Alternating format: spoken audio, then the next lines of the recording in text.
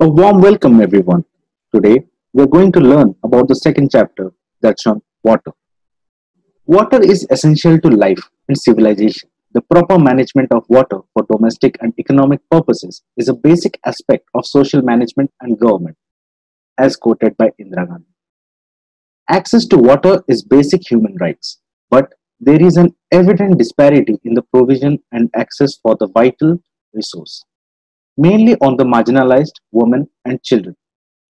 Availability and use of water is a clear indicator of sanitation and hygiene, and hence the importance of water. Here are the objectives of the chapter that we are going to follow. To understand the role of water in WASH, to provide insights on key focus areas of water supply and management, to be acquainted with the concept and theories related to water in the WASH, to assimilate various water policies in India, to get a grip of practical examples and the issues in the implementation. Here is the structure. First, the need to focus on water.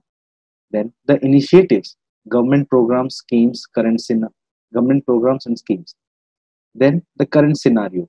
Then, the challenges and problems. And then, the best practices. Let's start with the need to focus on water. The scarcity of water remains today the single most prominent hindrance to advancement in huge parts of the world. Water hotspots for human utilization of the greater part of the world's population are bacteria affected, mainly because of carelessness. We are depleting and redirecting rivers for transient nearby advantages, neglectful of the long haul environmental needs. We are harming the normal ground and surface waters on which future ages must depend to endure. Clean water and well being. The relationship between clean water and health, which is very self evident, providing ready access to a clean water source can immeasurably affect the development process. Perhaps the most significant of these is the impact on the lives of women. Women spend as much as one third or even one half of their daily hours walking long distances to collect water from distant rivers or wells. Benefits of access to water for women: improving health as a result of conserving the calories previously expended in the daily walk for water, providing the opportunity for education and employment, symbolic breaking of the sense of enslavement that this most traditional way of thinking has affected on the minds of women. Investment in water and sanitation has been seen as an attractive priority by governments, even though the impact may not immediately have such visibility as road building or industrial development, but nevertheless a basic need. It is hard to separate the provision of water for human consumption from water for other purposes ranging from irrigation to industrial needs. As a result, a high demand for water services at a community level can result in a government addressing the entire field of water resources.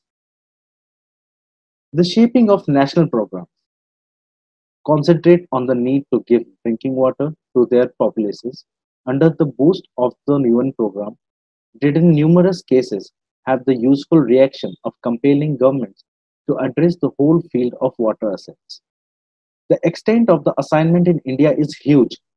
There is for the first time a deliberate program for giving water and sanitation all through the nation, something which in all likelihood would have occurred in no other manner.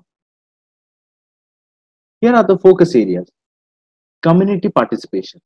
Where possible, the community ought to add to the first capital expense or working costs so they feel the office has a place with them and that they have an awareness of to keep it operational.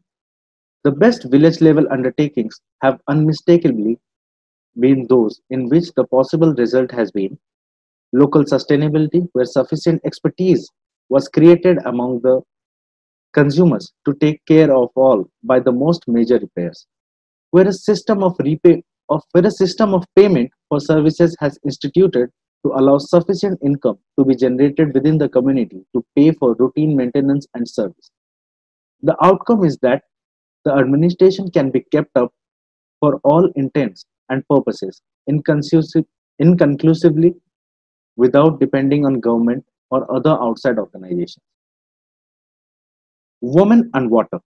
It has become increasingly accepted that women should play an important role in water management and that this role could be enhanced through the strategy of gender mainstreaming. Women is underdeveloped. Women in underdeveloped nations are the transporters of water, the directors of water, and all in all, the guardians of their families' well-being as far as water use choices. There is an expanding accord at all levels that the dynamic assistance and backing of women must be looked for and picked up so as to make progress in country water supply. Other important indicators are targets, such as those in the Millennium Development Goals relating to water, are unlikely to be achieved unless gender perspectives are integrated into planning and implementation activities. Reduced time, health, and caregiving burdens from improved water services give women more time to productive endeavors, adult education, empowerment activities, and leisure.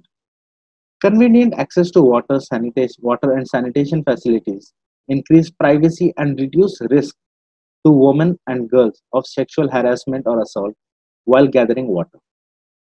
Human rights to water. On 28 July 2010, through Resolution 64 by 292, the United Nations General Assembly explicitly recognized the human right to water.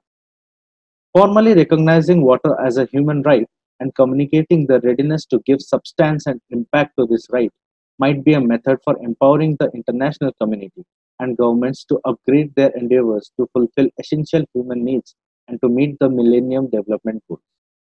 Water quality. The quality of any one of surface or groundwater is an element of either both normal influences and human influences.